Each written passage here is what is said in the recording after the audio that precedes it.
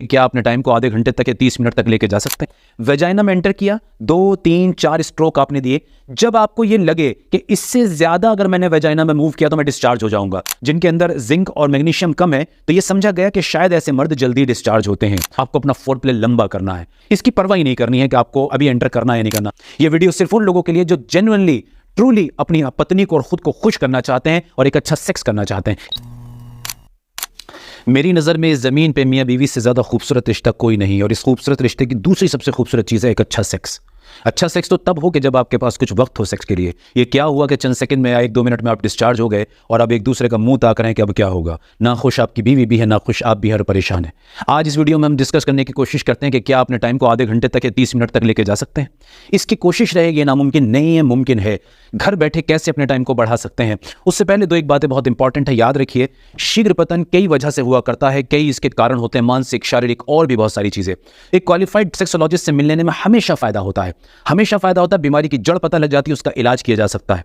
Hi friends, this is doctor Imran Khan. जैसा आप जानते हैं, मैं एक सेक्सोलॉजिस्ट हूं, दिल्ली एनसीआर में पिछले 15 सालों से काम कर रहा हूं। और एक चीज आपसे कहना चाहूंगा कि जो चैनल पर नए हैं, इस वीडियो को देख रहे हैं, वो अगर ऑथेंटिक ओरिजिनल इंफॉर्मेशन अपनी जिंदगी में चाहते हैं सेक्स के बारे में, या मर्द अपनी सेहत के बारे में असल बात जानना चाहते हैं, तो इस चैनल को सब्सक्राइब करिए। आइए टॉपिक की तरफ लौटते हैं।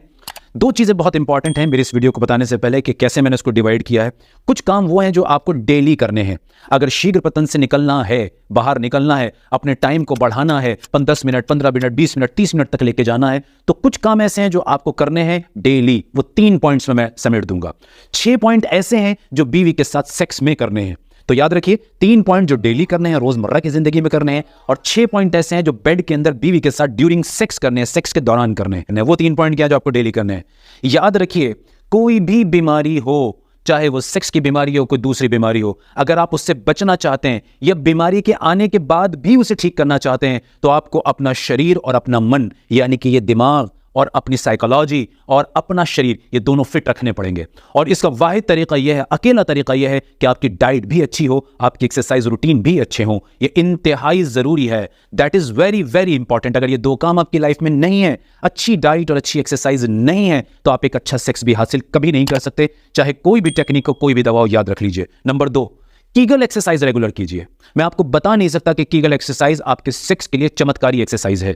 इसे अंडर एस्टिमेट किया जाता है, इसे मामूली समझा जाता है। तो अगर सेक्स अच्छा करना है तो कीगल एक्सरसाइज कीजिए, और मेरी वीडियोस में आगे जाके आपको डिटेल में मिल जाएगा जब जाएंगे कि कीगल एक्सरसाइज कैसे करनी है।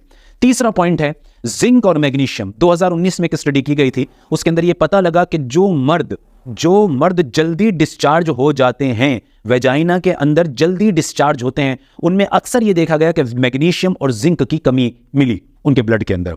तो कहीं से यह हाइपोथेसिस और थ्योरी जन्म ली कि अगर ऐसे मर्दों को जिनके अंदर जिंक और मैग्नीशियम कम है, तो यह समझा गया कि शायद ऐसे मर्द जल्दी डिस्चार्ज होते हैं। कुछ और स्टडीज ये बताती हैं कि जिन लोगों के अंदर जिंक और मैग्नीशियम कम होता है, उनकी वीर्य की क्वांटिटी और क्वालिटी भी कमजोर हो जाती है।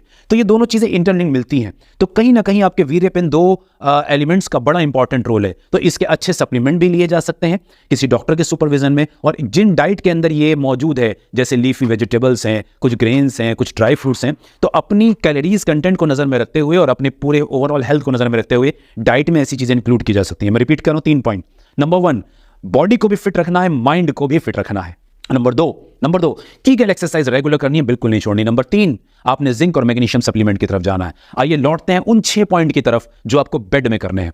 सबसे पहला और बहुत इंपॉर्टेंट, कि अगर आपके दिमाग में किसी भी किस्म की कोई जल्दबाजी है, मान लीजिए आपको यूरिन का प्रेशर है, पॉटी का प्रेशर है, आपको कोई कॉल लेनी है, कोई मीटिंग करनी है, तो सेक्स प्लान मत कीजिए। यहां से सबसे पहली शुरुआत होती है खराब सेक्स की, कि जब आप सेक्स के अंदर जल्दबाजी में होते हैं, या आप सोच रहे होते हैं किसी तरह बस इस काम को जल्दी जल्दी में निपटाऊं। याद रखिए, आप शीघ्र पतन को खत्म नहीं कर सकते। अगर आप जल्दबाजी में सेक्स करने वाले आदमी हैं, तो इस वीडियो को यहीं छोड़ दीजिए, आपके लिए नहीं है। यह वीडियो सिर्फ उन लोगों के लिए जो जेन्युइनली ट्रूली अपनी पत्नी को और खुद को खुश करना चाहते हैं और एक अच्छा सेक्स करना चाहते हैं। यह वीडियो उन्हीं लोगों के लिए है, जल्दबाजों के लिए नहीं है। नंबर 2, फोर प्ले लंबा करना है। अजीब बात मैं देखता हूं अपने मरीजों में भी, और हम इसको देखते आ रहे हैं कि एक सर्टेन टाइम के बाद जब मियां बीवी नए होते हैं, तो उस वक्त तो फोर प्ले को लंबा कर लेते हैं, लेकिन जैसे ही उनकी शादी को कुछ महीने गुजरते हैं, वो फोर प्ले को बहुत सेकेंडरी टर्चरी बनाना शुरू कर देते हैं, और सारा का सारा फोकस वेजाइनल एंट्री, पेनिस को एंटर करने की तरफ चला जाता है। इससे बहुत बड़ा नुकसान ये होता है कि आपका ब्रेन सिर्फ उसी को तलाश करता है और बहुत जल्दी जल्दी डिस्चार्ज होने की टेंडेंसी को डेवलप करता चला जाता है। ये बिहेवियरल एक चेंज आता है आपके अंदर।